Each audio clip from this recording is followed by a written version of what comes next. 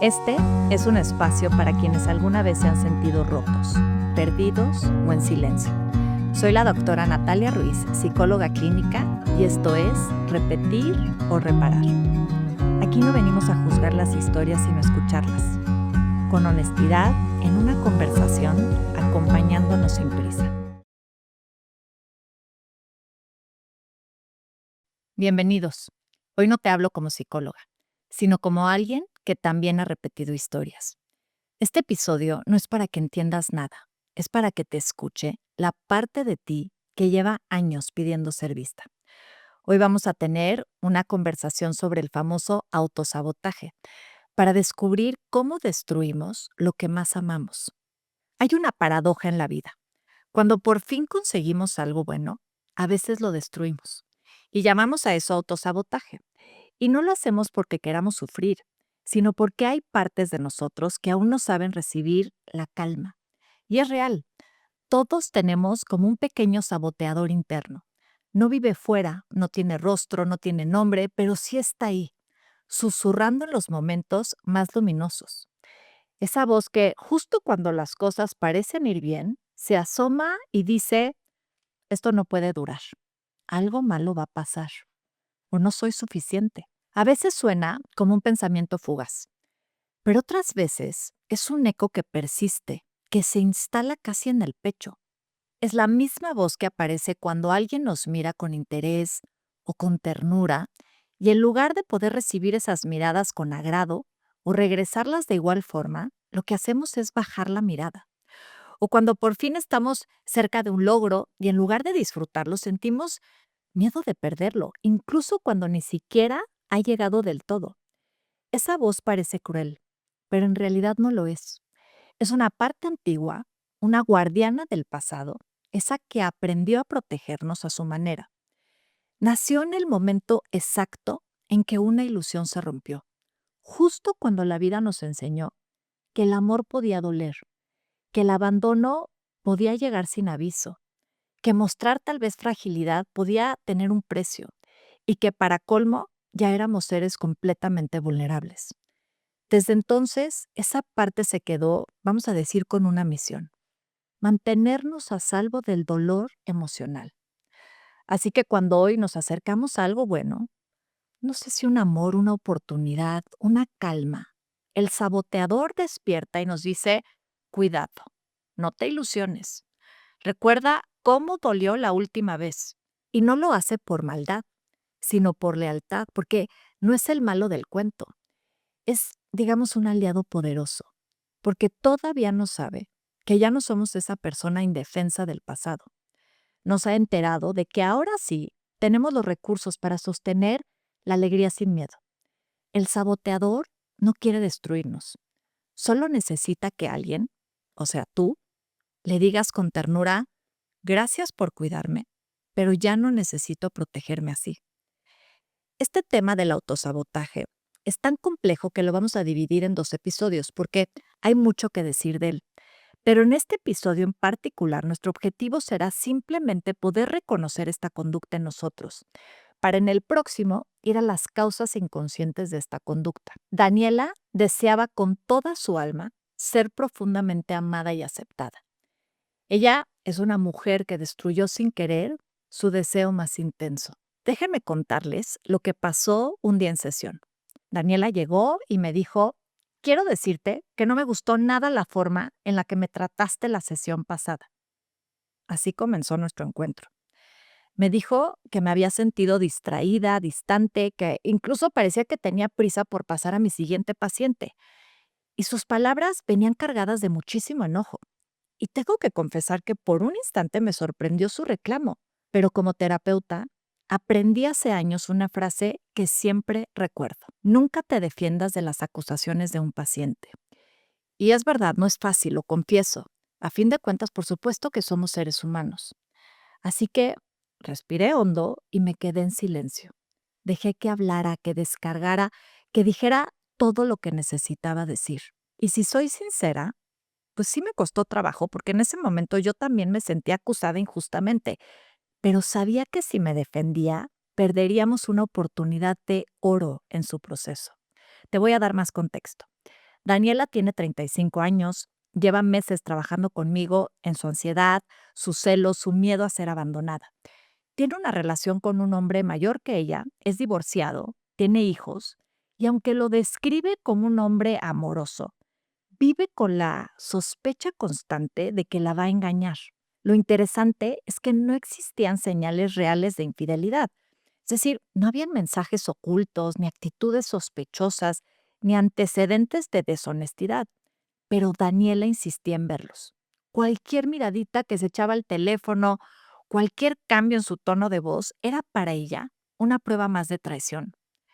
Pero Daniela no estaba buscando la verdad, estaba buscando confirmar su miedo, porque en el fondo necesitaba sostener la historia que ya conocía. Lo bueno siempre se acaba. A mí siempre me dejan. Y cuando la mente busca pruebas para sostener una herida, siempre las va a encontrar, aunque tenga que inventarlas. Así que cuando me reclamó a mí al principio de la sesión, entendí que no solo era un reclamo, era una repetición, una historia que estaba intentando resolverse una vez más. Pero mientras Daniel hablaba, me acordé de algo que había contado en sesiones anteriores, una escena de su infancia. Daniela tenía 10 años y de pronto estaba jugando en la sala y rompió una figura de cristal y se cortó el dedo y empezó a llorar. Su mamá bajó corriendo a las escaleras para saber qué es lo que estaba pasando, pero al verla solo le dijo: "Ay, ya te dije 1000 veces que en la sala no se juega, eso te pasa por desobedecer". Y se fue y la dejó sola sangrando. ¿Qué no se suponía que debía curarme?, me dijo Daniela entre lágrimas al recordar la escena con dolor. Con el tiempo supe que esa tarde su mamá tenía mucha prisa por llevar a su hermana a una sesión de rehabilitación porque la hermana de Daniela nació con una discapacidad auditiva y durante años fue el centro de la vida familiar.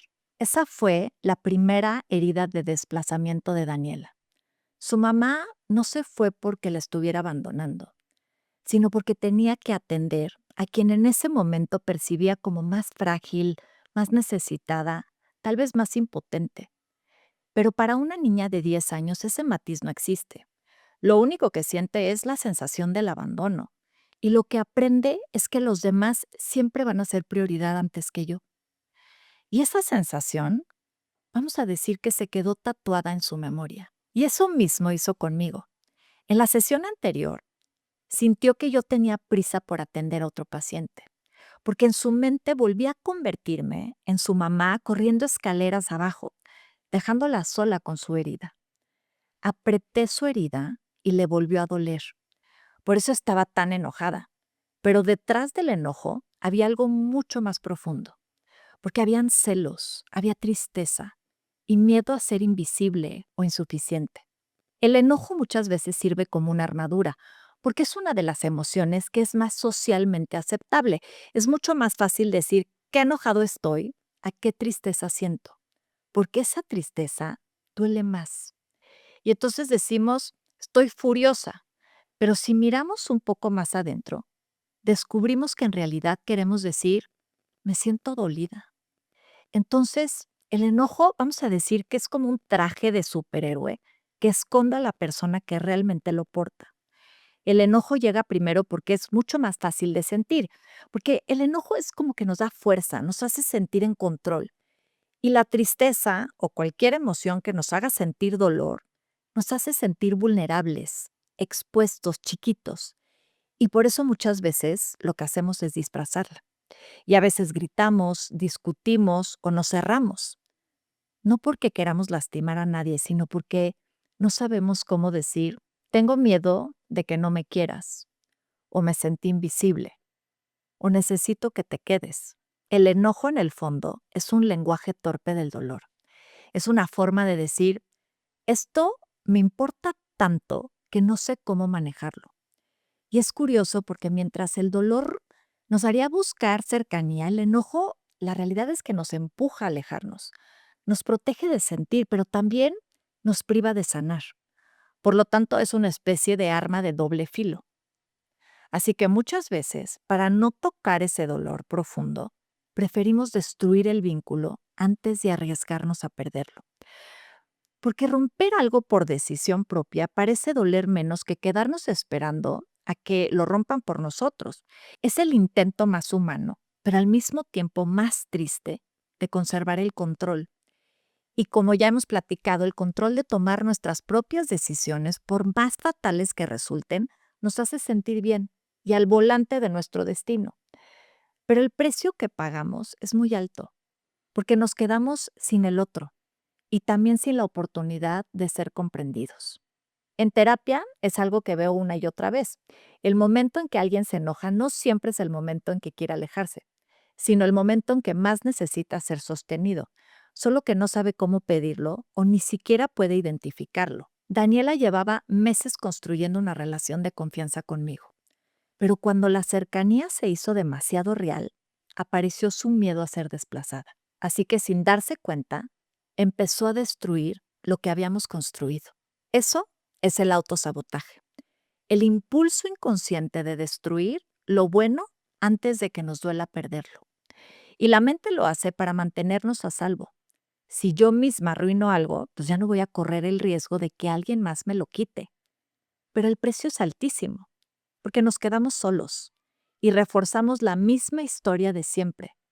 Lo sabía, a mí nadie me elige. Daniela no estaba saboteando mi atención, estaba saboteando su derecho a sentirse importante. Así que después de escucharla le pregunté, a ver Daniela, ¿qué te hubiera gustado que te respondiera la sesión pasada? Se quedó callada y luego dijo con mucha rabia, algo, se supone que tú eres la experta. Esa frase contenía toda su historia, porque de niña su mamá no le había dado respuestas. De adulta, exigía que alguien llenara ese vacío. Así que le respondí con cuidado. ¿No será que por un instante viste en mí a tu mamá? Guardó silencio y luego dijo, puede ser. Ese fue el primer instante de conciencia. El momento en el que el pasado y el presente se encontraron. En terapia hay una ley profunda. Lo que no se repara, se repite.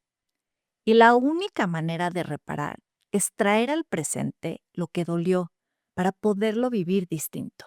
Daniela estaba repitiendo conmigo la escena de su infancia y por eso al principio de la sesión hizo todo lo posible para que yo me fuera y pudiera entonces decir, lo sabía, a mí todos me abandonan. Pero lo que buscaba no sucedió, porque pudo darse cuenta que el presente ya no tenía nada que ver con su pasado. Y cuando logramos eso, separar el allá y el entonces del aquí y el ahora, aunque parezca mínimo, eso es lo que transforma la historia. Esa es la esencia de la reparación. Vivir con conciencia lo que antes vivimos con dolor. Es interesante saber que muchas veces confundimos el autosabotaje con debilidad, pero en realidad es una estrategia emocional antigua. Cuando de niños aprendemos que lo bueno se pierde, pues por supuesto que crecemos creyendo que el amor y el dolor siempre van juntos. Así que cuando algo bueno llega, nuestra mente anticipa la pérdida y prefiere adelantarse a sufrir. Es como si dijera, si yo lo arruino, al menos tengo el control. Pero la paradoja es que ese control nos quita libertad, porque mientras intentamos no perder, no disfrutamos lo que tenemos. Cuando aprender a amar también implica aprender a no huir de lo bueno. Y tal vez te estés preguntando, ¿y cómo sé si me estoy autosaboteando? Y aquí hay ciertas señales que suelo observar en mis pacientes cuando percibo que el autosabotaje comienza a manifestarse. Cuando algo va bien y surge la necesidad de encontrarle un defecto. Cuando sentimos culpa por disfrutar. Cuando dudamos tanto que terminamos incluso paralizados. O cuando nos enojamos con quien nos quiere, sin saber por qué. Cuando preferimos tener la razón antes que tener paz. Todas estas conductas tienen una raíz común. El miedo a que llegue lo bueno y después se vaya. Vamos a hacer una pequeña pausa y si te es posible, cierra los ojos o baja la mirada y respira profundo. Piensa en algo bueno que hayas tenido o que estés viviendo ahora. Puede ser una relación, un proyecto, una oportunidad. y observa si hay una voz interna que dice, esto no va a durar, no lo merezco, algo malo va a pasar. Esa voz no es tu enemiga, es una parte tuya que aprendió a protegerte. Así que dile en silencio, gracias por querer cuidarme, pero ya no necesito destruir lo bueno para sentirme a salvo. Respira profundamente y exhala con fuerza. Y ahora si puedes, repite para ti, puedo disfrutar sin miedo, puedo recibir sin culpa. Y yo diría que hay que reconocer el autosabotaje como un llamado a la ternura. Si en algún momento notas que vuelves a empujar lejos lo que te hace bien, no te castigues. Respira y recuerda, esa reacción no viene del mal, viene del miedo. Y mírate como mirarías a un niño que teme perder su juguete favorito, con paciencia, con presencia, con compasión. Acércate a tus miedos con ternura y vas a ver cómo poco a poco se disuelven. No se trata de luchar contra el saboteador interno, sino de escucharlo con compasión hasta que sepa que ya no tiene que protegerte de lo bueno. El autosabotaje no es una maldición, es un mensaje, porque nos dice dónde todavía duele, dónde todavía hay una herida que necesita reparación. Y si somos capaces de escucharlo sin juicio, de observarnos con ternura, dejamos de destruir lo que amamos y aprendemos a cuidarlo. Así que respira una vez más, siente tu pecho, tu pulso, la vida latiendo dentro de ti.